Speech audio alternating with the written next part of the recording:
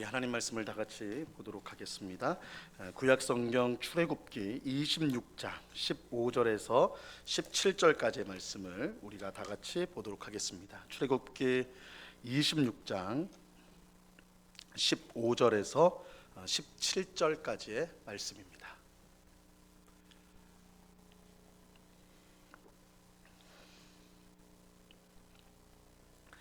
출애굽기 26장 15절에서 17절까지 말씀을 우리가 한 목소리로 하나님의 말씀을 다 같이 읽도록 하겠습니다. 같이 읽습니다. 시작.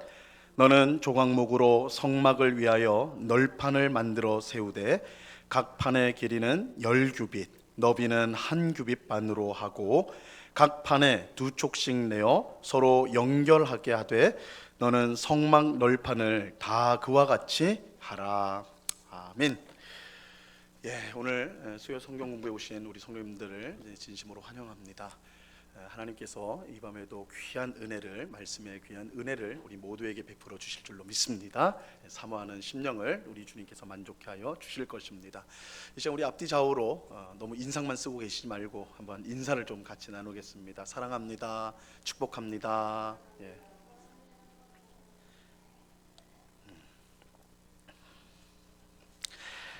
우리가 이제 성막, 하나님의 집 성막이라는 주제를 가지고 오늘이 5번째 시간입니다. 5번째 시간인데요. 우리 성막을 이렇게 차근차근 우리가 지금 이제 살펴보고 있는데 쉽지 않은 작업입니다. 오늘 내용도 만만치가 않아요. 그래서 오늘 배울 거는 이제 회막벽을 이제 만드는 것하고, 그리고 이제 성막 가운데 세 단계로 이제 구역이 이제 구분이 되는데 각 그 지형 그 부분마다 휘장이 있어요.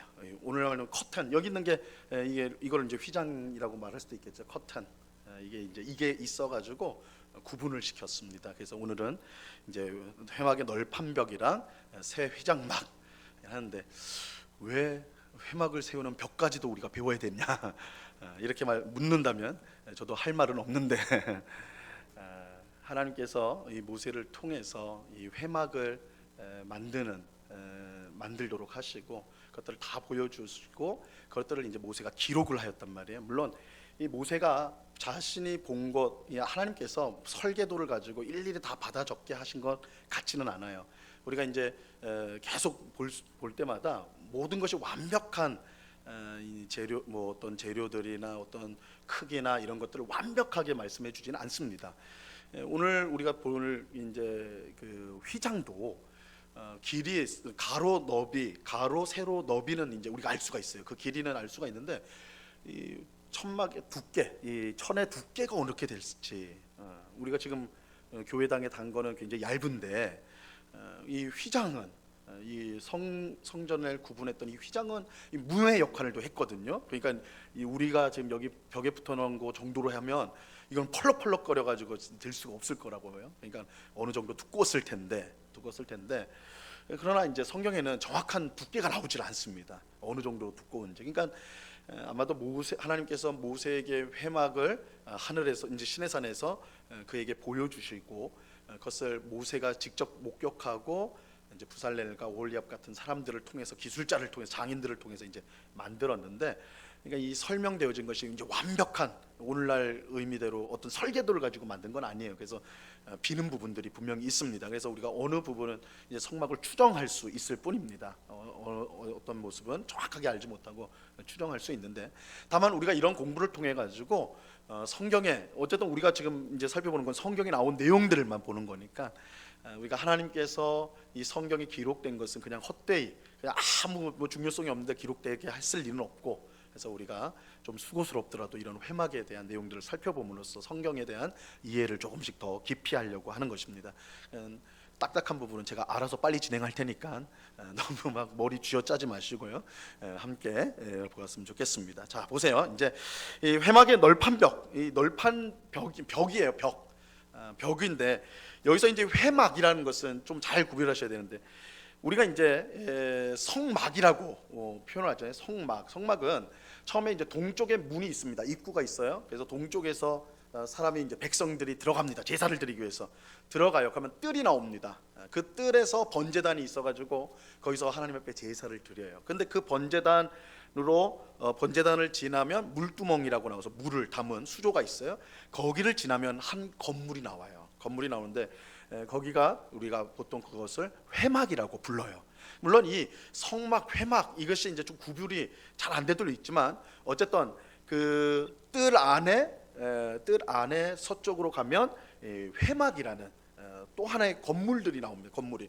근데 이 건물은 이 안에 내성소와 지성소로 구성이 돼 있어요. 내성소와 지성소. 그래서 오늘 지금 이제 배우는 것은 보는 것은 이 회막, 그러니까 뜰 안에 들어가서 내성소와 지성소를 이루고 있는 건물, 그 회막벽을 오늘 이제 살펴보려고 하는 것입니다. 자, 벌써부터 이제 눈이 돌아가는 소리가 들리는 것 같은데. 자, 1번을 보세요. 널판 제조법 1번. 자, 회막. 이 회막이란 것은 지성소와 내성소 이게 합쳐진다고 그랬어요. 이 회막의 벽은 널판을 조립해서 만든 거예요. 널판을. 판자를 이제 만든 건데 이 널판 한 장의 길이는 10규빗. 이 규빗이란 건 단위인데 그냥 간단하게 하면 그 원래대로 하면 이 가운데 손가락부터 팔꿈치까지입니다. 그래서 대략 한 45cm에서 47cm 정도가 되는데 복잡하니까 그래서 0.50cm로 우리가 이제 통일을 해서 해보자고요. 그러면 계산이 간단하니까. 그럼 10규빗 하면 몇 미터예요? 5m. 5m가 되는 거예요. 그러니까 길이가 굉장히 높아요, 그죠? 이 건물 높이가 이렇게 되는 거예요. 5m예요, 5m. 그리고 너비는 1.5규빗. 그러면 75cm. 그러니까 높이가 5m고 폭이 75cm인 이 판자들을 연결해가지고 벽을 만든 거예요. 이해가 되세요?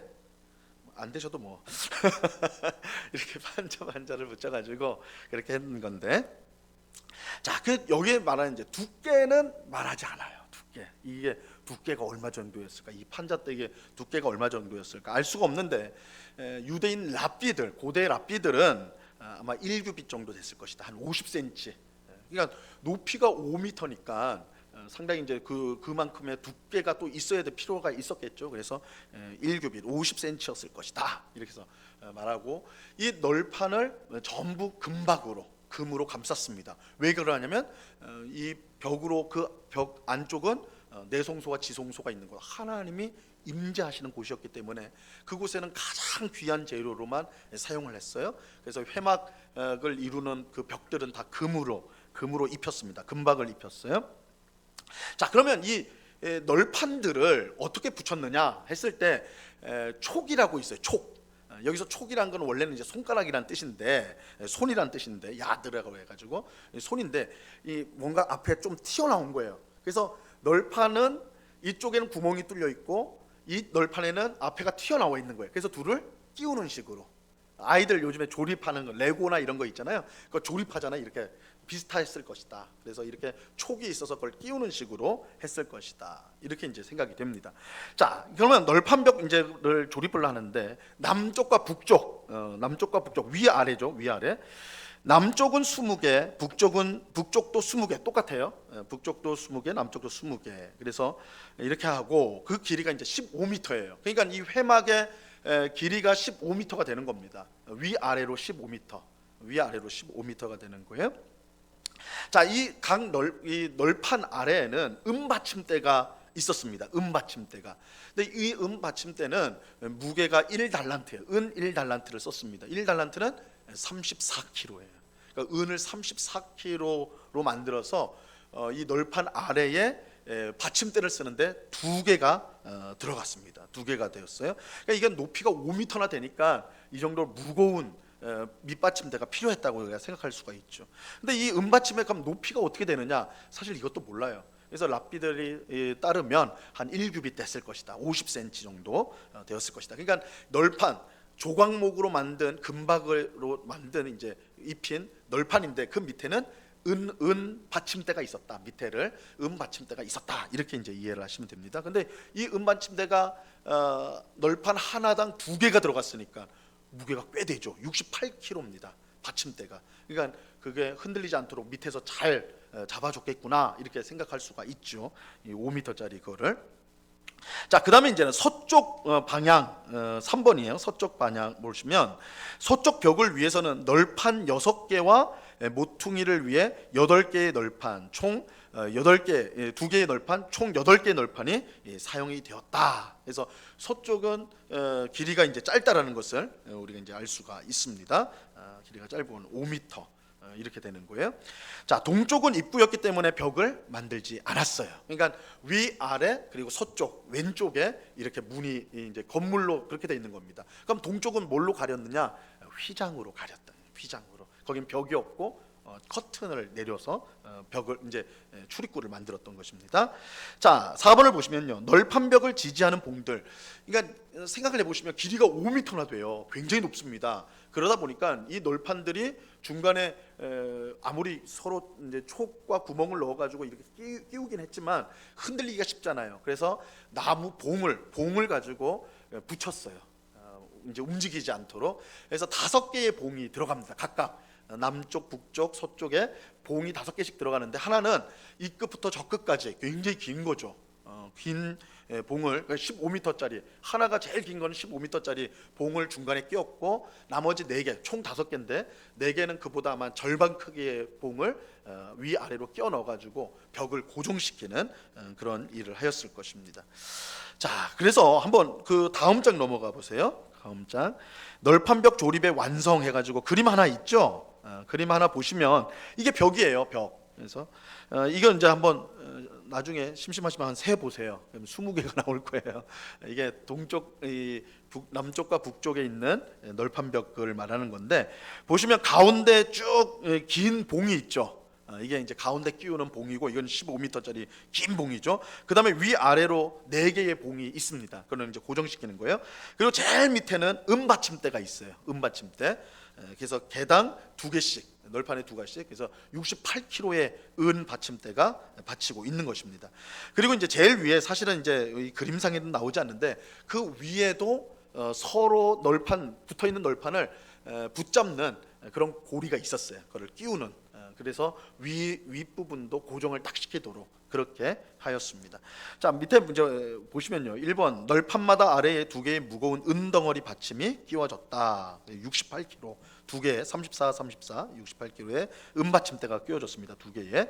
2번 널판들은 측면에 촉들을 끼워 단단히 조립을 했어요. 옆에 있는 촉들이 있어서.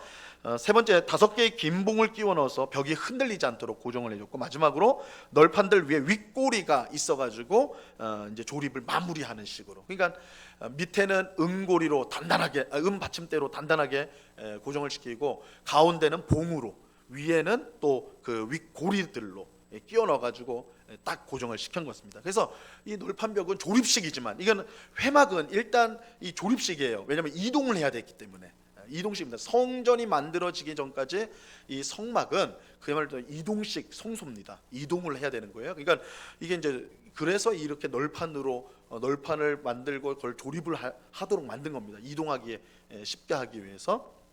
그런데 그럼에도 불구하고 굉장히 단단했다라는 것을 우리가 이제 알 수가 있는데, 자, 널판벽을 이렇게 단단하게 조립한 의미가 뭐냐 한번 보시면요. 단단한 회막벽은 성전인 예수님의 몸 교회가 견고하다는 것을 상징한다고 할 수가 있습니다. 아주 이 견고하게 그 벽들을 견고하게 한 것. 이 성막이 우리가 이제 나중에 또 보겠지만 성막이 성전과 연결되고 성전은 예수님의 몸 그리고 예수님의 몸은 교회랑 연결이 돼요. 그래서 이 성막이 궁극적으로 상징하는 것이 교회입니다. 예수 그리스도의 몸이고 교회를 상징하는 거예요. 그렇기 때문에 이 성막의 외벽이 이렇게 강하다, 강건하다, 아주 단단하다라는 것은 이 교회가 이 세상 가운데 수많은 공격과 어려움 속에 노출되어 있지만 주님께서 이 교회를 아주 든든하게 세우셨다라는 것을 든든하게 만드셨다라는 것을 상징적으로 보여준다고 할 수가 있어요. 그래서 우리가 이제 굳이 좀 상징을 더 보자면 기둥 이제 5개의 봉이 있다고 그랬잖아요. 그 봉이 뭐냐 생각을 해보면 에베소서 4장 3절에 보면 평안의 줄 매는 줄로 성령이 하나 되게 하신 것을 지키라 이 말씀이 나와요. 그래서 이 봉은 마치 성령 하나님께서 교회를 붙들고 계시는 하나 되게 하시는 흔들림 없이 딱 붙들고 있는 것을 상징한다 할 수가 있고, 골로새서 3장 14절에 보면 사랑으로 교회가 온전히 하나 된다라고 말씀하시는데, 이것은 이런 봉이나 고리 등은 이러한 사랑, 성도의 하나님을 향한 사랑, 성도의 서로를 향한 이 사랑이 교회를 단단하게 붙든다, 이렇게 할 수가 있는 것이죠. 그래서 이 교회를 하나되게 하고 세상 가운데 교회를 든든하게 단단하게 만드는 것은 성령과 또한 사랑이다 라고 우리가 상징적으로 우리가 해석할 수가 있습니다. 자, 이 널판벽은 이렇게 해서 이제 넘어가기로 하고요. 오늘 이제 새 휘장막을 보도록 하겠습니다. 자, 이 그림 한번 보시면 굉장히 단순하게 그린 건데, 굉장히 단순하게 그렸어요. 그래서 그 뜰막이라고 써 있죠. 오른쪽에 뜰막 보이시죠? 거기가 입구예요. 글로 이제 들어오는 건데 이게 막입니다. 그래서 이 커튼으로 되어 있다라는 거예요. 커튼으로. 근데 이 커튼은 말씀드린 대로 우리가 여기 있는 것처럼 얇은 게 아닙니다. 그러면 이건 야외에 친 성막은 야외에 친 거기 때문에 바람이 엄청 불거든요. 광야 같은데. 그럼 이런 거 해놨다가는 뭐 늘 날아다녔겠죠. 그러니까 아주 이제 그 두께가 상당했을 거라고는 좀 생각할 수가 있어요. 자, 뜰막이 하나가 있고, 그 다음에 이제 들어가면 가운데 이제 번제단이 나오고 물두멍이 나오고, 그 다음에 이제 건물 하나가 나온다고 그랬죠. 회막이에요. 회막 앞에 이제 막이 있는데 그건 내송소막이라고 그래요. 이건 뜰과 내송소를 구별시켜주는 막입니다. 그리고 내송소막 커튼을 들어가면 이 제사장만 들어갈 수 있죠. 들어가면 또 하나의 막이 있는데 바로 지성소 막입니다. 지성소 막이 휘장막이 있어가지고 지성소 앞을 막고 있는 이런 막이 이렇게 있어요. 그래서 세 개의 휘장으로 성막이 세 부분으로 공간이 나뉘어진다라는 것을 알 수가 있습니다. 자, 3쪽으로 가 보세요. 성막에는 세 개의 휘장막, 이 휘장막을요 우리가 이제 가림막이라고 보통 말하기도 하고, 왜냐면 가리는 거예요. 기능 중에 하나가 숨기는 거란 말이에요. 보이지 못하도록 이 가림. 그래서 가림막이라고 하고, 오늘 우리식으로 하면 커튼이라고도 말을 하겠죠. 이들은 성막을 세 구역으로 나누는 역할을 하고, 세 개의 휘장막은 이제 그 부르기를 지성소 휘장, 내성소 휘장, 뜰의 휘장, 이렇게 세 가지로 그렇게 부릅니다. 자, 먼저 세 휘장막의 차이점을 한번 보면요, 세 휘장은 똑같이 청색, 자색, 홍색 실과 가늘게 꼰 배실을 재료로 만듭니다. 그러니까 세 개의 휘장막이 있는데 재료는 똑같아요. 같은 재료로 씁니다. 하지만 지성소 휘장은요, 내성소와 뜰의 휘장과는 제작 방식에서 차이가 있어요. 차이가 있습니다. 근데 이거는 사실은 당연한 겁니다. 우리가 지금 성막을 배우면서요, 여러분 꼭 기억해야 될 게, 지성소, 하나님이 계시는 지성소랑 가까울수록 거기를 꾸미는 재료들, 꾸미는 물품들이 다 비싼 거였어요. 고가에. 그래서 지성소는 다 금입니다. 아주 귀한 걸로만 채워지고, 대신 지성소로 멀어질수록 그 재료나 그 기술이 좀 떨어져요. 좀 저렴해진다는 거예요. 가치가 떨어지고 저렴한 걸로 바뀌어져요. 이게 이제 성막을 이제 만들 때 있어서 하나의 뭐라고 할까요? 규칙 같은 거예요. 지성소로 가까울수록 좋은 재료, 아주 최고급 그런 재료들을 사용하고, 멀어질수록 저렴하고 보통 구할 수 있는 그런 재료들로 되어진다라고 할 수가 있습니다. 그래서 지성소 휘장은 같은 재료지만 같은 재료로 해요. 그러나 구별점이 있는데 뭐냐면, 그룹들을 정교하게 수놓았다, 이렇게 표현이 되고 있어요. 여기서 말하는 그룹은 뭐 몇 사람 모여서 우리 그룹, 1그룹, 2그룹 뭐 이렇게 하는 그룹이 아닙니다. 여기서의 그룹은 천사들을 말하는, 천사들, 천상의 존재들 말하는 거예요. 그래서 휘장막에 그룹들을 아주 정교하게 수를 놓았다라고 하는 거예요. 천상의 존재들을 거기에 수를 놓은 거예요. 아주 기술로, 정교한 기술로 했다라는 것입니다. 반면에 내성소와 뜰의 휘장은 뭐라고 하냐면 정교하게라는 말이 빠져요. 그냥 수를 놓았다, 이렇게 되어 있어요. 수를 놓았다. 여기서 이제 학자마다 다른데, 이 지성소 휘장에만 그룹이 새겨졌다라고 주장하는 사람들이 있고, 이 내성소와 뜰에 있는 휘장에는 아무것도 없다라고 주장하는 분들도 있어요. 그런데 이 수를 놓았다라는 걸 표현으로 봐서는 아마도 거기에도 그룹들이 있었을 것이다. 다만 지성소 휘장에는 아주 정교한 기술들이 사용이 되어졌다는 거예요. 정교하게 그룹 문양들이 새겨졌다. 자, 그런데 그럼 그룹 모양이 어떤 모양이 수놓아졌을까? 정교하게 수놓아졌을까? 전에 한번 말씀을 드렸는데요. 이 그룹의 모양은 네 가지 모양을 갖고 있어요. 그래서 사자와 독수리와 사람과 소. 그래서 이게 이 그룹들의 천상의 존재의 모습이 그 모습이 사자와 같고 독수리와 같고 사람 같고 소 같다, 이렇게 이제 에스겔서나 이렇게 이제 표현이 되거든요. 그러면 이 휘장막에는 이 넷 중에 누가 어떤 것이 그려졌을까? 사실 몰라요. 네 개가 다 그려졌는지, 개 중에 뭐가 하나가 그려졌는지. 근데 이제 권위 있는 랍비들, 유대인 랍비의 이제 말에 의하면 아마도 한 면에는 사자가 수놓아졌을 것이고 다른 한 면에 독수리가 새겨졌을 것이다. 그리고 이제 바깥에 있는 내송소와 뜰 휘장에는 양면에 사자만 그려졌을 것이다, 놓아졌을 것이다, 이렇게 추론을 합니다. 그러니까 이거는 알 수 없는 거예요. 사실은 누구도 본 적이 없기 때문에 다만 유대인 랍비들이 그렇게 이제 해설해 놓은 거를 이제 연구를 한 사람들이 그래서 이제 이렇게 말을 했습니다. 자, 먼저 그러면 지성소 휘장막을 한번 볼게요. 지성소 휘장막은요, 지성소와 내송소를 나누는 가장 중요한 커튼이에요. 그래서 회막 건물 안으로 들어갔을 때 딱 이제 들어가면 앞에 그 내송소는 제사장들만 들어갈 수 있다고 그랬어요. 제사장만 딱 들어가면 딱 그 커튼을 제치고 내송소 휘장이죠. 그걸 제끼고 딱 안에 들어가면 앞에 향단이 있어요. 향을 피우는 향단이 있고 향기로운 이 향기를 태우는 향단이 있고, 그 다음에 오른쪽에는, 그러니까 북쪽이죠. 여기는 이스라엘의 떡을 진설하는 진설병, 떡을 진설하는 상이 있어요. 떡상이 있습니다. 떡상이 있고, 우리가 전에 이제 이거 한번 봤죠. 그 다음에 이제 남쪽에는 등잔대, 7개의 등잔대가 있어서 그 어두운 곳을 하나님의 빛을, 영광의 빛을 밝히는 등잔대가 있습니다. 이게 이제 딱 들어가면 그 3개가 이렇게 돼 있는 거예요. 바로 그 가운데 있는 가장 이제 그러니까 맞은편에 있는 향단 바로 뒤에 커튼이 있어요. 그것을 지성소 휘장이라고 그래요. 그러니까 이 지성소 휘장을 이제 제치고 들어가면 바로 앞에 뭐가 있어요? 법궤가 있어요. 법궤가 있고 그 위에 속죄소가 있어서 그 속죄소에 하나님이 친히 임재하여 주십니다.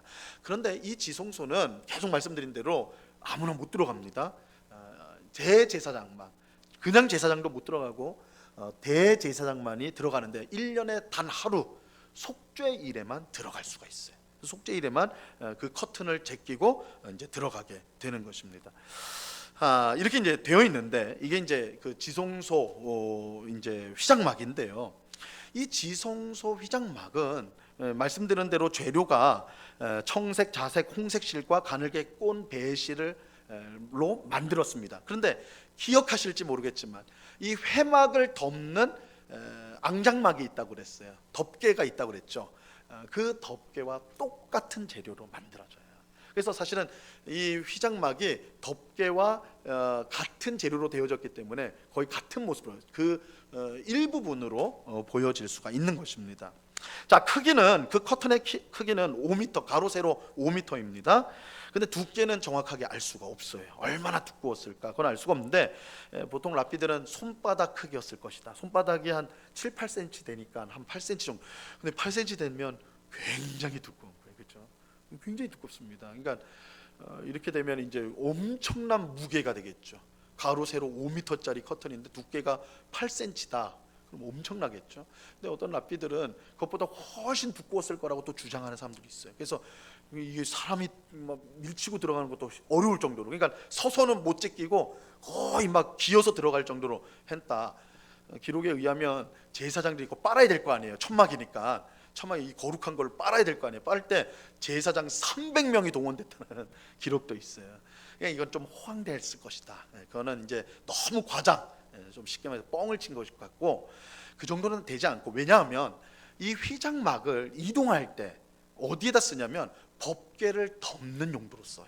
근데 만약에 그 무게가 그만큼 엄청나다면 들 수가 없겠죠. 그거를 사람의 힘으로 쉽게 들 수가 없을 겁니다. 그래서 분명히 가볍지는 않았겠지만, 두께가 아주 얇지는 않았겠지만 어느 정도는 됐겠지만, 그렇다고 너무 들기에도 무거울 정도, 그 정도는 아니었을 것이다. 그렇게 이제 우리가 추론을 할 수가 있습니다. 자, 이 지성소 휘장막에는 그룹 모양이 있습니다. 지성소 휘장 앞과 뒤에 그룹의 모양이 정교하게 수가 놓아져 있고요. 아마 사자와 독수리가 있었을 것이다. 금 갈고리가 있는데 지성소 휘장을 위해 4개의 기둥이 제작이 되는데요. 그러니까 동편에서, 그러니까 그 회막을 들어가는 데는 벽이 없다고 그랬어요. 휘장이 있기 때문에. 근데 이 휘장을 위해서 4개의 기둥이 있었어요. 4개의 기둥. 그래서 이 4개의 기둥에 각각 갈고리가 있어서 이 휘장을 걸 수 있는 봉을 걸 수 있는 갈고리가 각각 있었다. 이렇게 이제 우리가 알 수가 있고요. 그다음에 이제 받침대, 이거는 똑같아요.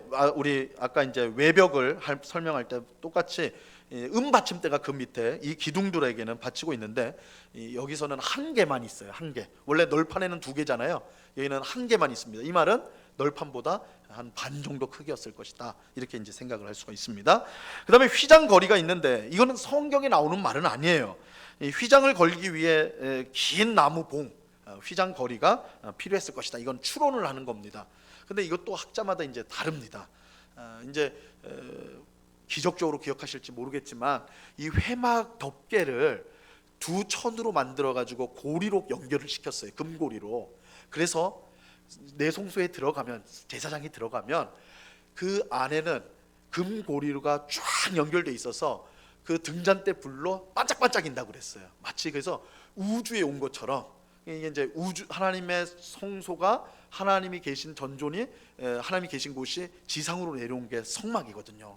그러니까 제사장은 그 금고리 빛이 쫙 이제 보는 것, 이제 그 빛에 반사되는 걸 보는데, 어떤 학자들은 거기에 이 휘장을 걸었을 것이다. 이렇게 이제 추론을 하기도 합니다. 그러나 아마도 근데 이제 휘장 거리가 오늘 우리식으로 이렇게 봉이 있어서 그 봉에 걸어가지고 휘장이 내려졌을 것이다. 이렇게 이제 본다는 거예요. 자, 6번은 휘장 거는 고리. 휘장의 가장 위쪽에는 휘장 거리에 걸 고리가 있었을 것이다. 자, 이렇게 이제 형태를 봤고요. 자, 내성소 휘장막을 보시면, 내성소 휘장, 내성소와 마당, 뜰을 경계짓는 막입니다. 휘장입니다. 지성소 휘장과의 차이는 기술의 정교함에 있어요.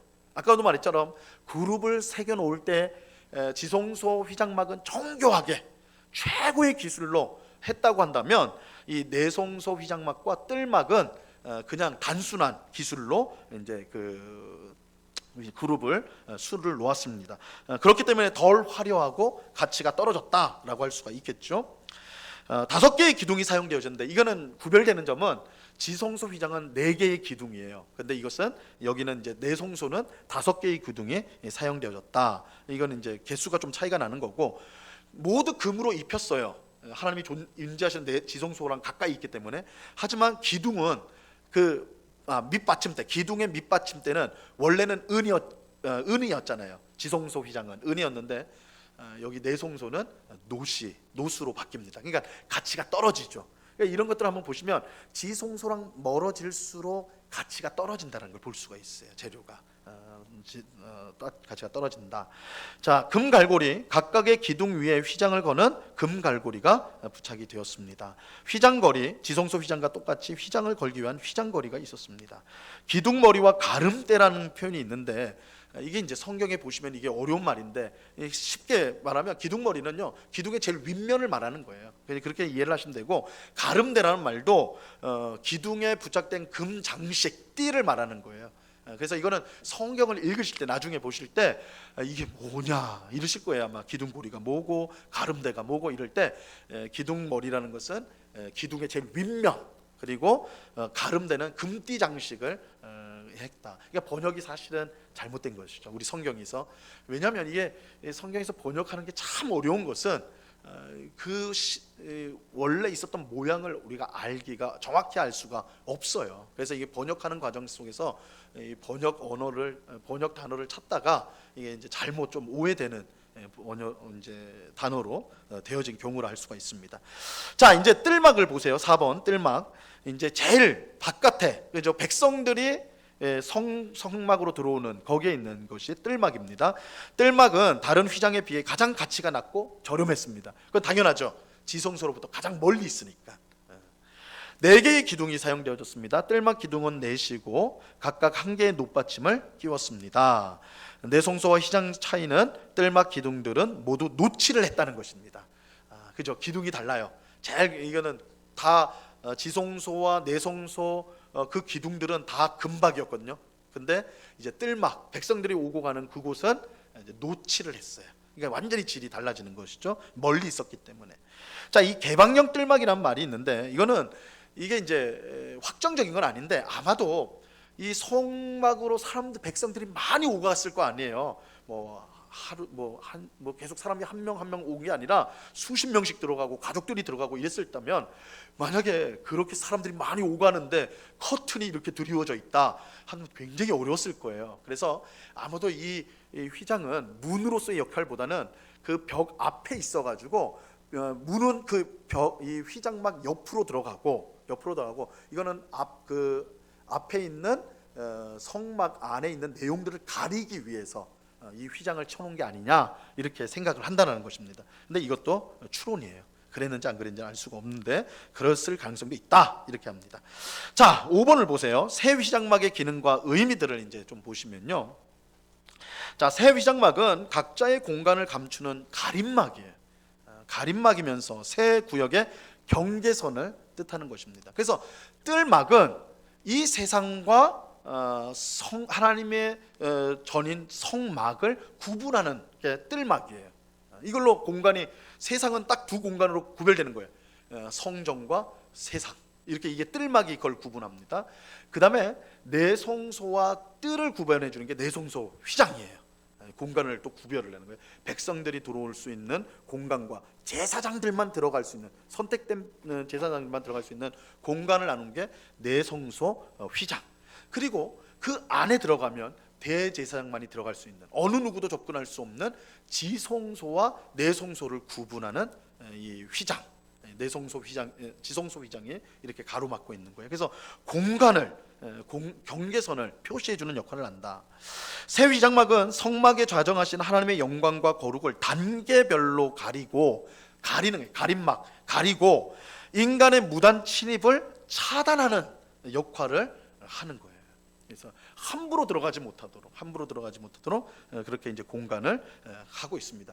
이렇게 하는 이유는 각 장소마다 거룩의 등급이 나눠져 있기 때문에 그랬던 거예요. 그래서 백성들이 출입할 수 있는 곳들, 제사장만 들어갈 수 있는 곳 내송소, 대제사장만 들어갈 수 있는 곳 지송소, 이렇게 등급이, 거룩의 등급이에요. 그래서 대제사장만 들어갈 수 있는 지송소는 가장 거룩한 것.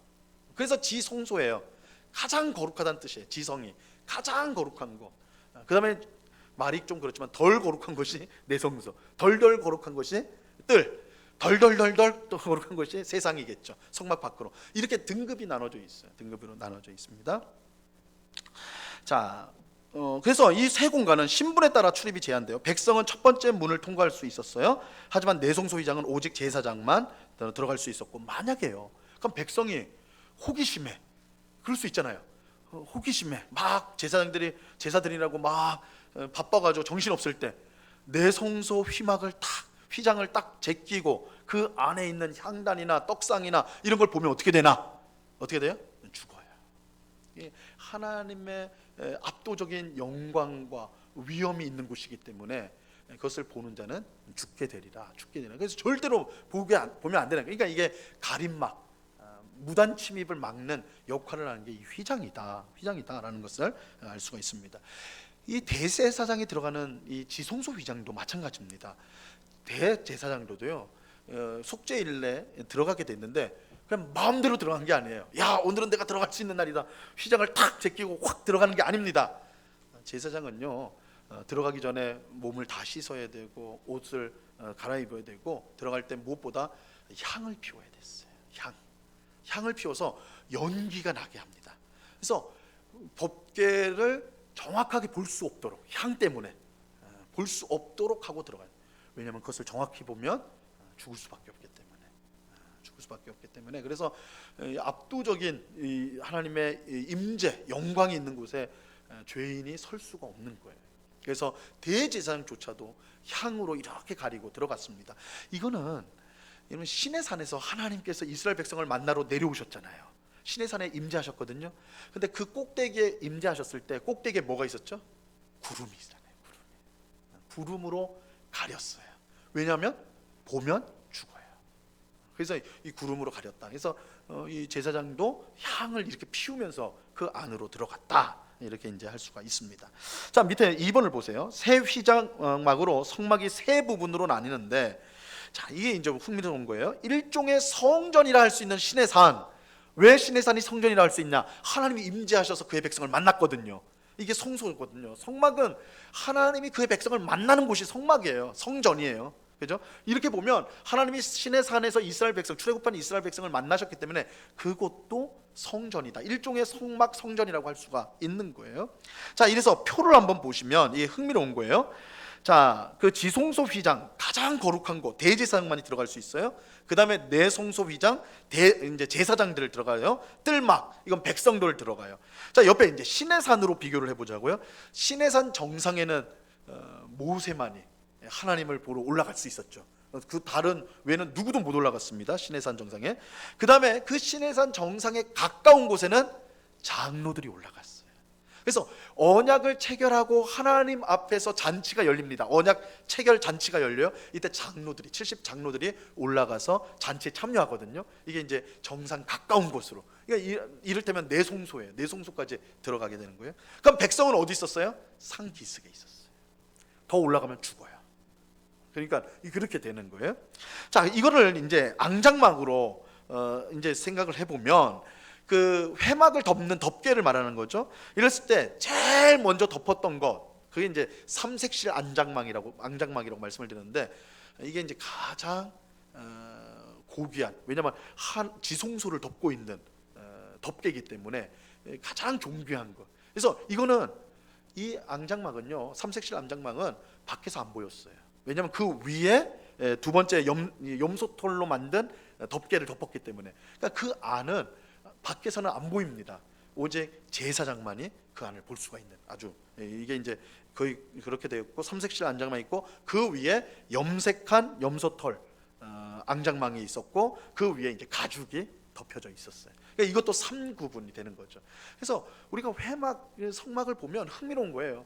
항상 세 부분으로 나뉘어져 있어요. 세 부분으로 거룩의 영역이 나눠져 있다. 이것들을 우리가 볼 수가 있습니다. 자, 다음 장 한번 넘어가 보세요.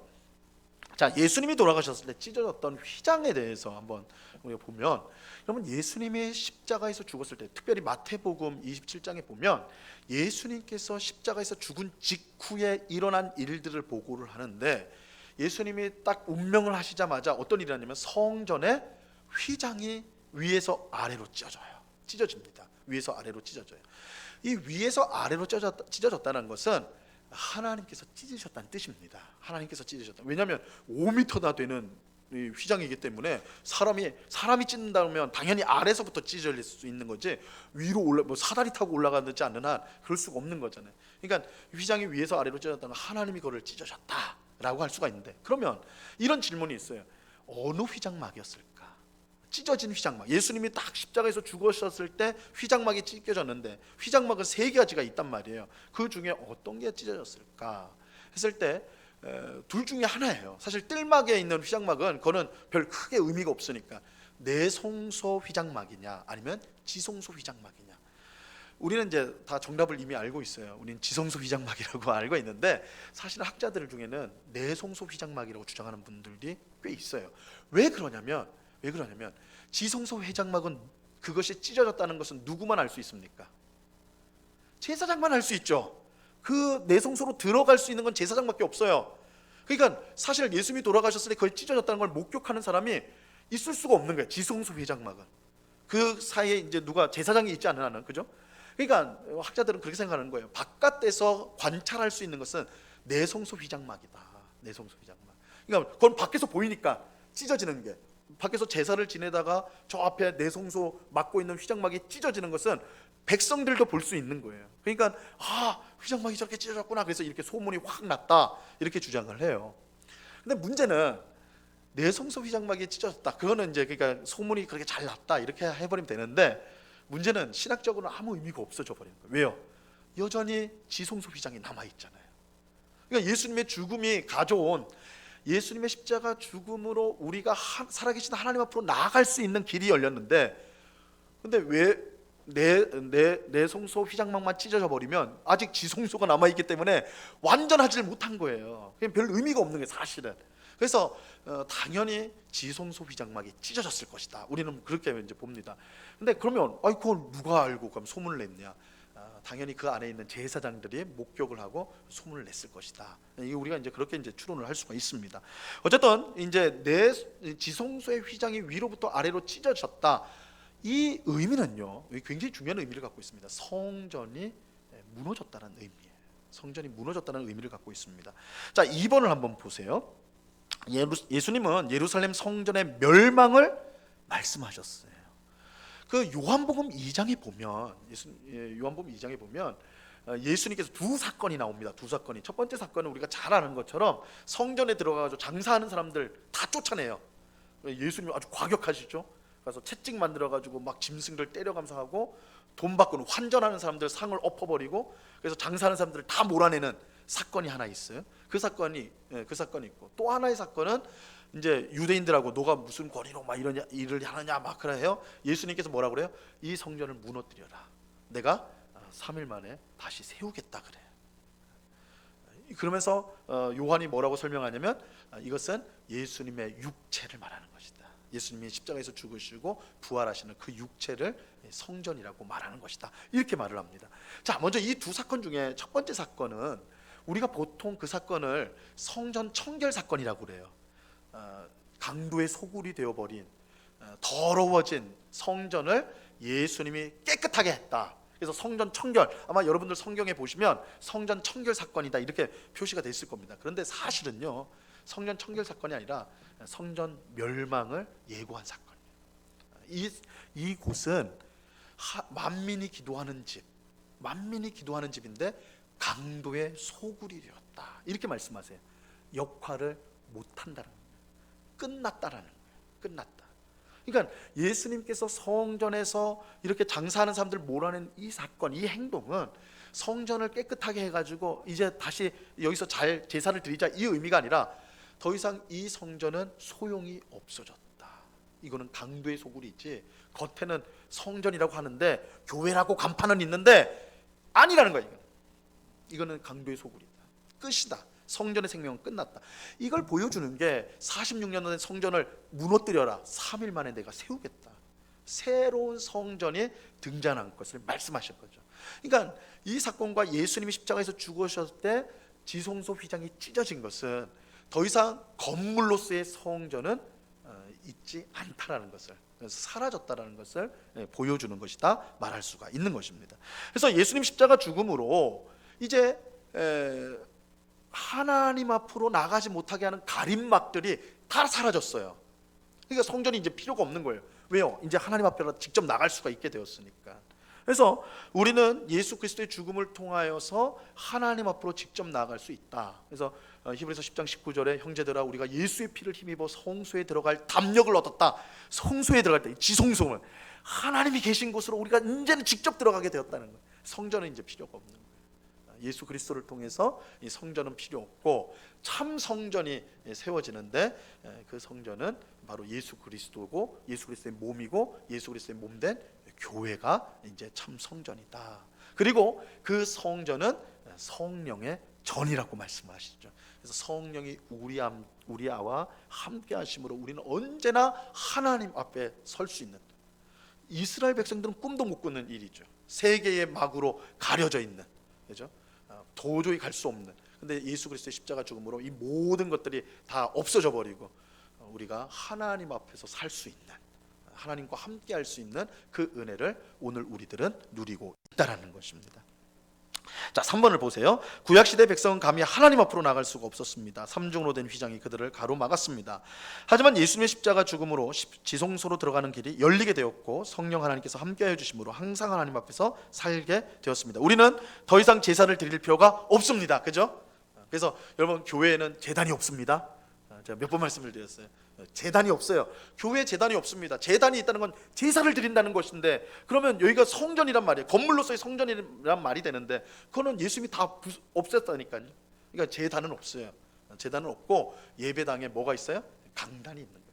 강단은 말씀을 선포하는 단이라는 뜻이죠. 강단이 있어요. 그래서 제사를 드릴 필요가 없는데 대제사장이신 예수님께서 자기 몸으로 단 한 번의 영원한 제사를 드리셨기 때문이다. 그래서 더 이상 우리는 제사를 드릴 필요가 없습니다.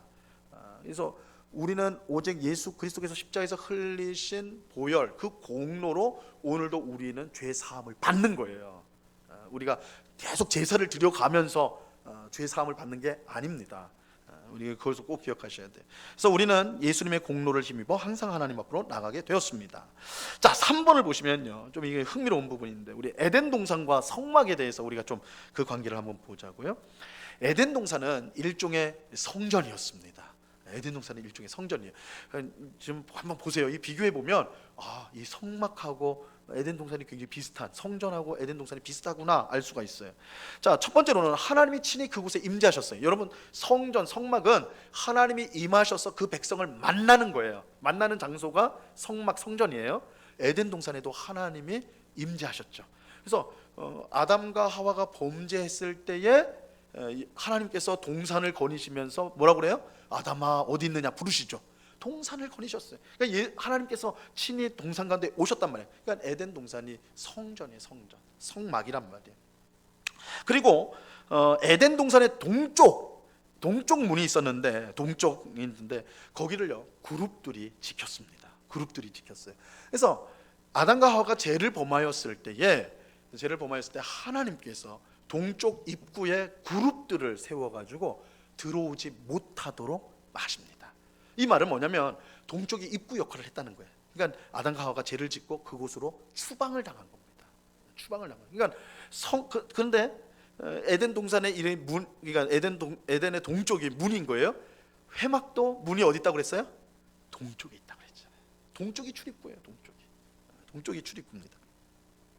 그리고 그러면 동쪽에 에덴 동산에 그룹들이 지켜오고 있었는데 회막에는 그룹들이 어디 있습니까? 지성소 천막에 있잖아요. 그리고 이 추론이 맞다면 각 그 휘장마다 그룹들이 새겨져 있죠. 동쪽으로 들어오는 문에 다 그룹들이 새겨져 있어요. 그러니까 에덴 동산 동쪽을 지키던 그룹들이 성막으로 옮겨온 거예요. 그러니까 성막에 그냥 멋있게 하려고 그 수를 놓은 게 아닙니다. 그룹들이 지키고 있어요. 성전을 지키고 있어야 된다는 거예요. 자, 그리고 아담은요 최초의 제사장이었다라고 할 수가 있어요. 이제 하나님께서 이 아담에게 주신 이 사명이 경작하고 보호하는 건데, 이 경작하다는 단어가요 예배하다는 단어가 똑같습니다. 그러니까 성전, 이 제사 언어예요. 제사 언어. 그러니까 아담에게 주신 것은 아담이 이제 에덴 동산에서 경작하고 농사짓고 보호하는 그 일들을, 그곳을 지키는 것 사명이었는데 그 용어가 다 제사 용어예요. 이게 에덴 동산이 성전이라는 것을 이제 또 알려주는 하나의 또 근거죠. 또 하나는 하나님께서 아담이 범죄를 했을 때 벗은 것을 알았잖아요. 자기가 벗은 것을. 그래서 막 그 나뭇가지로 자기를 가리지 않았습니까? 수치스러워서. 그래서 하나님이 옷을 주세요. 가죽 옷을 주십니다. 의미심장하죠. 가죽 옷이란 건 뭐예요? 짐승을 잡아서 가죽을 벗긴 거잖아요. 그러니까 짐승이 죽여졌어요. 짐승을 죽였다라는 것은 제사가 이루어졌다는 의미입니다. 그리고 그 가죽이 옷으로서 주어졌는데, 의미심장하게도 우리 제사법에 보면, 우리 이제 레위기에 보면 그 희생 제물로 드린 이제 그 제물에 가죽을 벗겨서 제사장에게 줬어요. 제사장이 그것을, 그 가죽을 자기가 사용할 수 있도록 줍니다. 어떻게 보면 아담에게 하나님께서 가죽 옷을 입혔다라는 것은 굉장히 제사적인 용어들로 되어졌다라고 할 수가 있는 것이죠. 이 관련이 굉장히 깊은 거예요. 또 2번을 보세요. 성막의 가장 깊은 곳에 법궤가 있습니다. 지성소에 법궤가 있다고 그랬죠. 그곳에는, 그 법궤 안에는, 그 박스 안에는 십계명 두 돌판이 들어 있는데, 에덴 동산에도요, 에덴 동산 중앙에 뭐가 있습니까? 두 나무가 있죠. 두 나무가 있어요. 뭐예요? 생명나무와 선악을 알게 하는 나무가 두 그루가 있었어요. 이게 딱 상징적으로 보면 딱 이제 맞아 떨어지죠. 그래서 선악을 알게 하는 나무의 열매를 먹지 않으면 생명나무의 열매를 통해 영생을 할 수 있게 된다. 그 아담과 하와가 에덴 동산에서 있을 때 하나님께서 명령을 주십니다. 선악을 알게 하는 나무의 열매를 먹지 마라. 먹으면 어떻게 된다고요? 죽는다 그랬어요. 안 먹으면요. 이게 안 나오죠, 성경에는. 안 먹으면 어떻게 돼요? 영생이에요. 이게 가로 열고예요. 먹으면 반드시 죽어. 불순종하면 죽어. 순종하면 생명나무가 옆에 있잖아요. 영생을 얻게 돼. 그러니까 사실 아담과 하와는 에덴 동산에서 영원히 선악과는 먹으면 안 돼. 이 속에 그 틀 안에 있는 것이 아니었다라는 거예요. 아담과 하와는 일시적인 시험을 받고 있었던 거예요. 일시적인 테스트, 순종에 대한 테스트예요. 만약에 아담과 하와가 그 테스트를 잘 견뎌서 뱀이 유혹했는데 유혹에 넘어가지 않고, 그죠? 그걸 잘 견뎠으면 어떻게 돼요? 생명나무로 대표되어지는 그 열매를 먹음으로써 영생을 누리게 되는. 그렇게 되면요, 우리는 어떻게 돼요? 우리의 운명은요?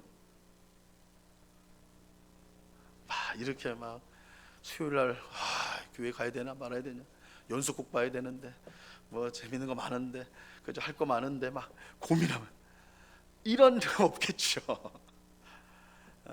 죄를 짓지 않았을 것이니까. 우리가 아담의 후손으로 태어났던 건 죄 가운데 태어난 거잖아요. 아담과 하와가 우리를 대표해서 대표인으로서 선악과를 불순종함으로 먹었거든요. 그 효과가 그의 후손인 우리에게도 미쳐지는 겁니다. 아담과 하와가 대표자이기 때문에, 우리 인류의 대표자로기 때문에. 그러니까 만약 그들이 그 시험을 합격을 해가지고 영생을 얻는 자 됐다면 우리는 처음부터 영생을 얻는 자가 되는 거죠. 근데 역사에는 만약이 없으니까 일단 그런 이 생명나무와 선악을 알게 하는 나무가 같이 있었다는 건 굉장히 의미심장한 거예요. 선악을 알게 하는 나무에 선악과를 먹지 말라, 이것은 하나님의 율법 말씀이에요. 그 말씀에 순종하게 되면 어떻게 돼요? 옆에 있는 생명나무를 통해서 우리에게 영생이 주어진다는 것을 보여주는 거예요. 이게 언약궤 안에, 그 법궤 안에 있었던 십계명 두 돌판도 마찬가지죠. 십계명 판도 마찬가지죠. 지키면, 율법을 지키면 어떻게 해요? 살리라는 명령이 있어요. 그러니까 동일한 거예요. 하나님 말씀을 지키면 살리라. 그런데 우리는 하나님의 말씀을 지킬 수가 없는 존재가 되었죠. 그럼 우리는 어떻게 영생을 얻습니까? 둘째 아담으로 오신 예수님께서 이 땅에 오셔서 모든 율법을 행하시고 순종하시고 십자가의 죽으심으로 우리의 죄를 사하셔서 그가 가지신 의를 우리에게 주심으로 우리가 영생을 얻게 된 것입니다. 생명나무를 얻게, 이제 생명나무의 열매를 얻게 된 것이다, 이렇게 할 수가 있습니다. 자, 3번을 보세요. 에덴 동산과 성막의 동일성은 방향에서 나타납니다. 에덴 동산의 동쪽이 그룹에 의해 출입이 금지되었다는 점에서 아담은 동쪽으로 추방이 되었다 할 수가 있어요. 성막의 입구도 동쪽이라고 했습니다. 구약에서 동쪽은 하나님의 맞은편이에요. 그러니까 보세요. 성막에서 입구로 딱 사람들이 들어와요. 입구로 들어올 때 동쪽에서 서쪽으로 가는 거죠. 그죠? 동쪽에서 오는 겁니다. 그러면 그 앞면에는 뭐가 있냐면 지성소가 있는 거예요. 지성소에는 하나님이 계세요. 그러니까 동쪽이라는 것은 하나님 맞은편이에요. 그리고 이제 번제단으로 가까이 올수록 하나님 앞에 더 가까이 나가는 거예요. 백성들이 하나님께 나가고 제사장들은 더 가까이 나가는 것이죠. 대제사장은 하나님 존전까지 들어가는 것이죠. 그러니까 동쪽에서 맞은편에서 하나님 쪽으로 더 가는 것, 이건 복된 거예요. 문제는 죄인은 이 동쪽에서 등을 돌려서 동쪽으로 가면 하나님으로부터 멀어지는 거예요. 멀어지는 거예요. 그래서 보시면요, 아담과 하와가 에덴 동산에서 추방되었을 때 어디로 가요? 동쪽으로 가요. 동쪽으로 갑니다. 그래서 동쪽으로 간다는 거는 이제 동쪽에서 서쪽으로, 하나님 맞은편에서 하나님 쪽으로 가면 그건 생명을 얻는 것이고 복된 자리예요. 그런데 반대는 죽음과 저주의 자리예요. 아담은 에덴 동산에서 동쪽에서 멀리 추방되었고 점점 동쪽으로 가는데 그의 아들 가인은요, 에덴 동쪽 놋 땅에 거했다. 그러니까 에덴 동쪽 놋 땅에다 점점 멀어지는 거예요. 하나님을 등지고 가는 거예요. 그리고 노아 홍수 후에 다시 번성한 인류가요, 어디로 옮겨가요? 동방으로 옮겨가요. 동쪽으로 가다가 거기서 큰 공터를 발견하고 뭘 해요? 바벨탑을 세우잖아요. 바벨탑 사건이 동쪽으로 가는 길에 있었던 사건이에요. 하나님께 딱 등을 돌리고 가는 길 사이에 있었던 거예요. 그래서 바벨탑 사건 자체, 바벨탑 자체가 하나님을 맞설려는 행동인 거예요. 이게 방향하고도 맞는 거죠. 하나님께 등을 돌리고 동쪽으로 가면서 하나님 하늘에 하나님께 닿으려고 탑을 쌓았다. 이건 하나님께 반역하는. 그래서 동쪽으로 가는 것이 반역의 모습이다라고 할 수가 있는 것입니다. 그러니까 성경에서 이 동쪽으로 간다라는 의미가 동쪽에서 오는 것, 이것은 복된 거죠. 하나님 앞으로 오는 거니까. 근데 동쪽으로 가는 것은 하나님께 등을 돌리고 가는 것이다. 인생의 방향이 어느 쪽이냐, 굉장히 중요한 겁니다. 자, 4번을 보시면요, 이거 흥미로운 질문입니다. 에덴 동산은 지금 있을까요? 우리가 좋은 데 발견하면 야, 에덴 동산이 이랬을 거다 그러죠. 애들이 에버랜드 가면 여기가 에덴 동산 아닐까요? 막 이렇게 할 거 아닙니까? 좋은 데 가면 하여튼 에덴 동산이다 이렇게 말하는데, 에덴 동산은 하나님께서 폐쇄한 것이 분명하다, 없앤 것이 분명하다, 이렇게 이제 보는데요. 에덴 동산을 지켰던 그룹들이 성막으로 모두 옮겨왔다. 그래서 이제 그 에덴 동산이 필요 없기 때문에, 없어졌기 때문에 그런 것이 아니냐. 아마도 에덴은 노아 홍수 때 사라졌을 것으로 보인다. 추정입니다. 다만 에덴 동산과 성막의 차이점이 있는데, 차이점이 뭐냐? 다시 하나님께로 가는 문이 열렸다는 거예요. 에덴 동산은 아예 닫혀버렸었잖아요. 그래서 그룹들이 딱 지키고 있어서 저들이 생명나무 열매를 먹고 영생할까 하노라 하면서 닫아버리셨거든요. 이것도 이 질문 중에 하나죠. 왜 생명나무 열매를 못 먹게 하실까? 우리가 그거 먹으면 영생하는데, 죽지 않는데 하나님 왜 그걸 막으셨을까? 이건 우리가 쉽게 생각해 보면 이미 아담과 하와 그 후손들이 다 죄를 졌어요. 죄인이에요. 죄인인 상태에서 생명나무를 먹어서 영생을 한다고 생각을 해보세요. 이건 저주죠. 저주잖아요. 내 마음에 분노가 있어, 미움이 있어, 경쟁심, 뭐 이런 막 음란하고 악한 것들이 가득 차 있는데 영생을 해요. 이런 것과 함께 영생을 한다면 이거는 복이 아니죠. 저주죠. 그러니까 이게 막은 것이 은혜죠. 사실은 하나님께서 막은 것이 은혜예요. 그래서 우리 성도는요, 우리가 천국에 간다고 할 때, 천국에 우리가 들어간다고 할 때 죽음을 거칩니다. 죽음을 거치게 되는데, 물론 예수님이 재림하실 때는 죽음을 거치지 않은 상태에서 이 죽음과 같은 효과가 나타나는데, 이 죽음의 효과가 뭐냐면 우리 안에 있는 모든 죄성이 소멸되는 거예요. 그러니까 이 죽음의, 우리 공과 교육에서도 우리가 한번 살펴봤었는데요, 죽음이란 건 성도에게는 굉장히 긍정적인 성격이 있습니다. 우리의 죄성이 소멸이 됩니다. 그래서 우리가 성화라고 표현을 하죠. 우리 그리스도인들은, 구원을 받은 그리스도인들은 점점 더 거룩해져 간다. 성령 하나님께서 우리를 거룩하게 만들어 간다 그러잖아요. 근데 이 성화는 끝이 없어요. 계속해서 거룩하게 되어져 가지만 죽기 직전까지는 성화의 끝은 없습니다. 근데 비로소 죽을 때에 우리의 모든 죄성이 소멸됨으로써 우리가 그 성화가 완성이 돼요. 그래서 죽음을 그 성화의 완성으로 보는데 그것을 영화라고 부릅니다. 용어로 영화, 영광스럽게 된다는 거예요. 죄가 사라지니까 영광스럽게 됐을 때 영생이 우리에겐 복이죠. 그죠? 우리 마음에 사랑과, 그죠? 좋은 평안과 기쁨과 이웃을 향한 그런 포용하는 그런 것들이 있을 때 영생하는 게 진정한 복이죠. 미움이 있고 그렇잖아요. 이 땅에서 살 때도 마찬가지 아닙니까? 돈도 많아요, 건강해요, 다 갖췄어. 근데 마음속은 늘 불안하고 저 정말 죽이고 싶은 삶도 있고 막 이렇게 하면 지옥이죠. 아무리 많이 갖고 있어도 마찬가지예요. 정말 우리가 하나님 나라 들어간다고 했을 때 이 죽음이라는 것을 통해서 우리의 남아있는 모든 죄성들이 소멸되어져서, 그래서 영광스러운, 이제 빌립보서 사도 바울의 용어로 하면 우리가 영광스러운 모습으로 변한다. 예수님의 형상처럼 영광스럽게 변한다. 이게 이제 죽음을 통해서 주어지는 과정이다. 이런 면에서 우리 성도에게 죽음이란 것은 굉장히 긍정적으로 볼 수 있는 그런 요소다, 이제 성격을 갖고 있다라고 할 수가 있는 것입니다. 어쨌든 하나님께서 왜 에덴 동산을 막았냐, 왜 못 먹겠냐, 그것이 우리에게 베푸시는 은혜예요. 은혜입니다. 자, 그래서 5번을 보시죠. 5번. 예수님은 성막의 완성이다. 성전의 완성이다 할 수 있습니다. 말씀의 돌판과 생명나무 자리를 예수님이 이제 대체하십니다. 예수님이 말씀이고 생명이 되십니다. 예수님이 부활하신 무덤에 두 천사가 있었죠. 이것도 굉장히 이제 흥미로운 해석인데, 여러분 속죄소, 지성소 안에 있는 법궤 위에 속죄소가 있다고 하는데, 속죄소에는 두 그룹, 두 천사가 날개를 펼쳐서 가리고 있다고 그래요. 이렇게 있다고 저희가 그때 살펴봤잖아요. 법궤를 살펴보면서 거기에 천사가 둘이 있습니다. 근데 예수님의 무덤에 천사가 둘이 있었다라는 것들은 또 이것도 한번 연결시켜 볼 수 있는 내용이라 할 수가 있는 것이죠. 그래서 속죄소의 두 그룹을 연상시킨다. 예수님은 성전으로 이 땅에 오셨어요. 의미심장한 거죠. 1장 14절, 요한복음 1장 14절은 이제 말씀이 육신이 되어 이 땅에 거하셨다, 이렇게 돼요. 거하셨다. 이 거하셨다는 말이 텐트를 치셨다는 뜻이에요. 근데 성막이 뭐예요?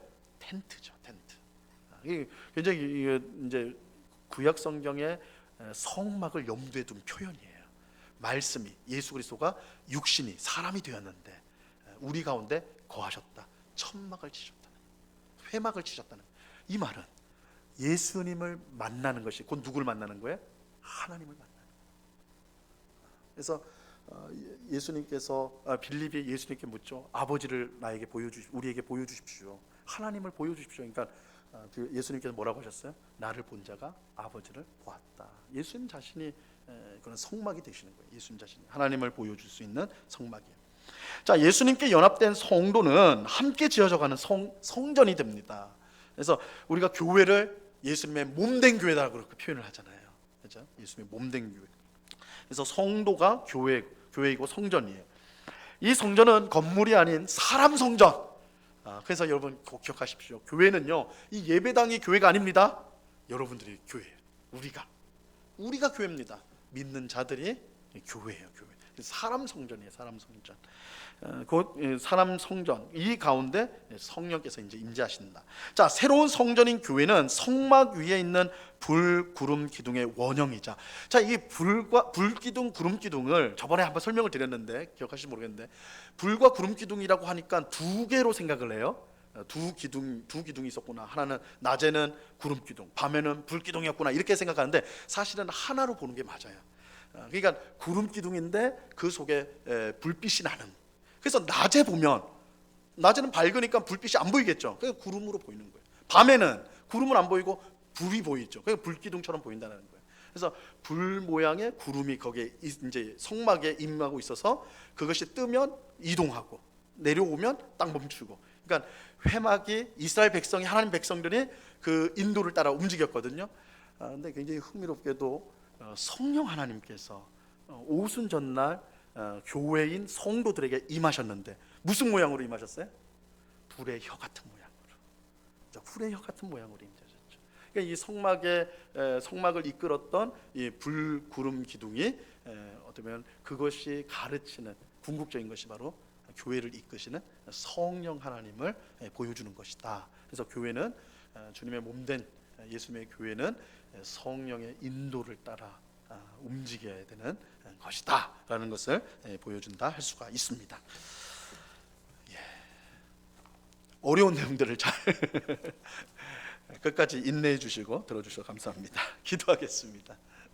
하나님 아버지, 감사합니다. 오늘 성막의 회막의 벽과 또한 새 휘장막에 대해서 우리가 함께 말씀을 상고하여 보았습니다. 성경 말씀을 우리가 배우고 연구하는 일에 우리가 기쁨을 가지고 말씀을 알아가게 하시고, 이 일을 통해서 무엇보다 하나님을 배우고 하나님을 알아가는 저희들, 그래서 하나님을 알아감으로 하나님을 향한 사랑이 더 깊어지고 또한 우리의 소망과 우리의 사랑이 풍성해지는 그런 귀한 은혜를 누리는 주의 백성들이 다 될 수 있도록 주장하여 주시옵소서. 감사하며 예수님의 이름으로 기도드리옵나이다. 아멘.